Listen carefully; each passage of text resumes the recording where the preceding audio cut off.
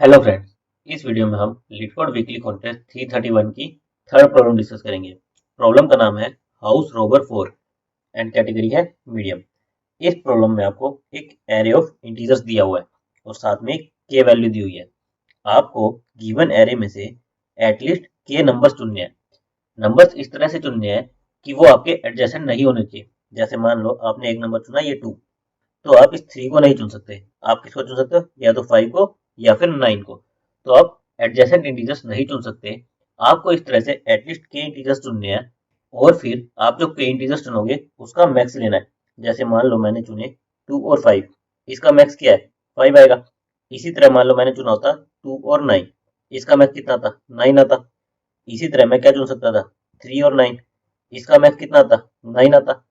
और लास्ट में आपको जितने भी ये तरीके हैं के एलिमेंट्स चुनने के, जितने भी तरीके हैं, उन सबका मिनिमम आपको रिटर्न करना है। जैसे हमें हर एक का क्या निकालना है? मैक्स निकालना है।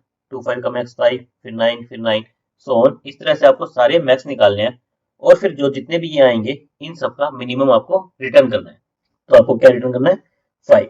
इसी तरह अगर हम एक और एग्जांपल लें, ये है 2 7 9 3 1, ये दिया है 2 कि एटलीस्ट 2 एलिमेंट्स चुनने हैं।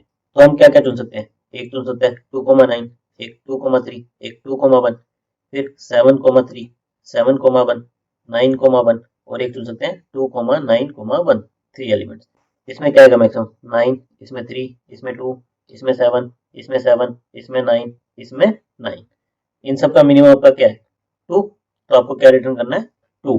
और अगर इसके कॉन्स्टेंट्स हम देखें तो क्या है? हमारा एरे कहाँ तक हो सकता है? 10⁻5। यानी हमें n स्क्वायर से बेटर सॉल्यूशन ढूंढना है। आइदर n log n या फिर O ऑफ n। हमें n स्क्वायर से बेटर सॉल्यूशन ढूंढना है। तो इस टाइप की प्रॉब्लम ये किस कैटेगरी में आएगी? आपको कुछ मैक्सिमम निकालना है और उसको मिनिमाइज करना है। तो इस टाइप की आपकी प्रॉब्लम होती है maximum minimum kind of problem. और इस टाइप की प्रॉब्लम में आप क्या यूज करते हो? Binary search. अगर आपने बाइनरी सर्च रिलेटेड कुछ प्रॉब्लम्स की हो तो आप इस प्रॉब्लम को तुरंत आइडेंटिफाई कर सकते हो कि ये मैक्सिमम मिनिमम टाइप की प्रॉब्लम है। और इसमें हम क्या यूज कर सकते हैं? बाइनरी सर्च का। आपका मिनिमम आंसर कितना आ सकता है? जो भी आएगा मिनिमम एलिमेंट होगा, यहाँ पर 1। और मैक्सिमम कितना आ सकता है? जो भी आएगा मैक्सिमम एलिमेंट होगा। तो आपकी रेंज कहाँ से कहाँ तक आएगी? 1 to 9 तक आएगी।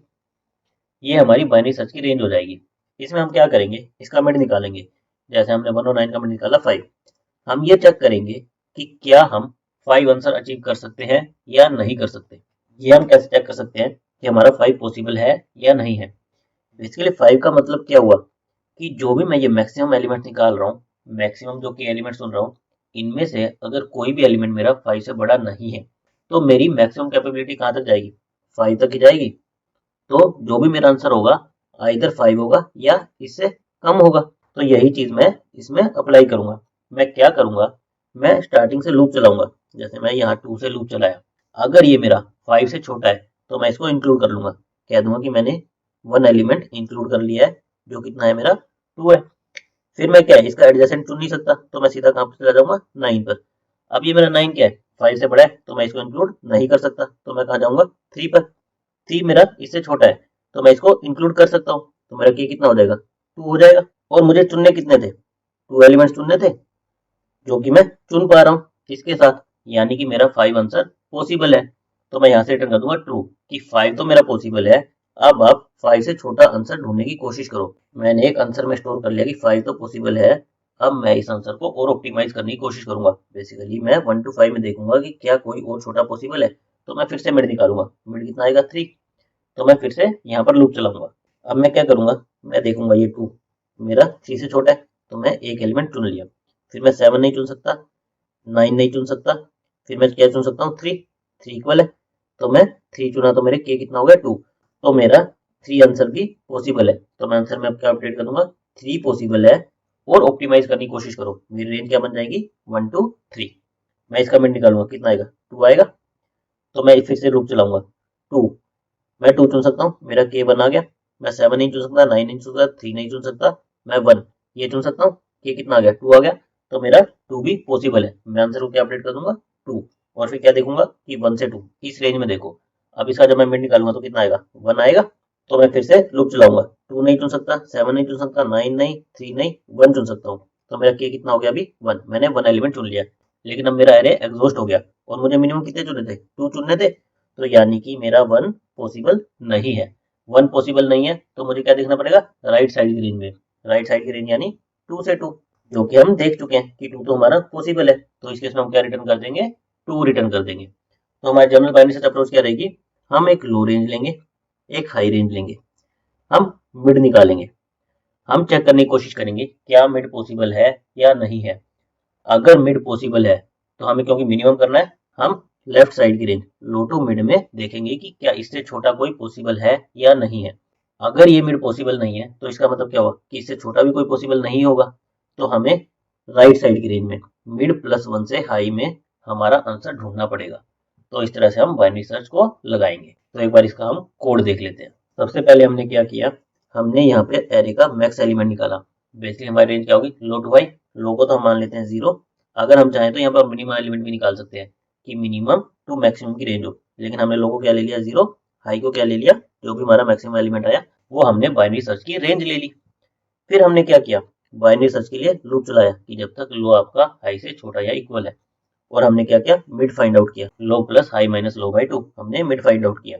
उसके बाद हमने क्या किया कि क्या ये मिड आंसर अचीव करना पॉसिबल है या नहीं है, विद गिवन एरे एंड के वैल्यू के साथ मिड आंसर अचीव करना पॉसिबल है या नहीं है। अगर पॉसिबल है तो इस आंसर को तो स्टोर कर लो, और क्या करना है, हमें और ऑप्टिमल आंसर का फाइंड आउट करना है। उसके लिए हमें क्या करना पड़ेगा, लेफ्ट साइड में देखना पड़ेगा। लेफ्ट साइड का क्या मतलब हुआ कि हम हाई को मिड माइनस 1, हम राइट साइड की रेंज को घटा दें। हमारा लो टू मिड माइनस 1 में देखो कोई और बेटर आंसर पॉसिबल है या नहीं है। लेकिन अगर ये मिड अचीव करना ही पॉसिबल नहीं है, अगर मिड अचीव करना ही पॉसिबल नहीं है तो हमें क्या करना पड़ेगा, राइट साइड में देखना है कि भाई आंसर क्या आ सकता है। तो हम लो को मिड प्लस 1 पर लेके चले जाएंगे। इस तरह से जो भी आपका लास्ट में आंसर में स्टोर होगा वो हम रिटर्न कर देंगे। तो अभी हम देखते हैं कि इज पॉसिबल, ये हम कैसे चेक करें कि ये मिड आंसर अचीव करना पॉसिबल है या नहीं है। इज पॉसिबल फंक्शन में हम क्या कर रहे हैं, सबसे पहले हमने एन में एरे का साइज ले लिया, हमने 0, हमें 0th एलिमेंट से लूप चलाना था। कब तक चलाना था, जब तक हमारा एरे एग्जॉस्ट नहीं हो जाता। उसके अंदर हमें क्या चेक करना था कि क्या ये जो हमारा करंट एरे एलिमेंट है ये मिड से छोटा है या नहीं है। अगर छोटा है तो मैं इसे चुन सकता हूँ, राइट। अगर छोटा है तो मैं इसे चुन सकता हूँ। तो इसके केस में क्या होगा, मैं एडजेसेंट आई प्लस 1 को नहीं चुन पाऊंगा, तो मेरा आई सीधा सीधा कहाँ चला जाएगा, आई प्लस 2 पर। कि एडजेसेंट छोड़ के नेक्स्ट एलिमेंट को देखो कि क्या उसे हम चुन सकते हैं या नहीं चुन सकते। और क्योंकि अब हमने एक एलिमेंट चुन लिया है तो हमने के को माइनस कर लिया कि हम एक एलिमेंट चुन चुके हैं। और अगर ये मेरा नम साई मिड से बड़ा है, यानी कि मैं इसे नहीं चुन सकता, तो मुझे क्या करना है, नेक्स्ट एलिमेंट को देखना है, तो इसलिए आई प्लस प्लस।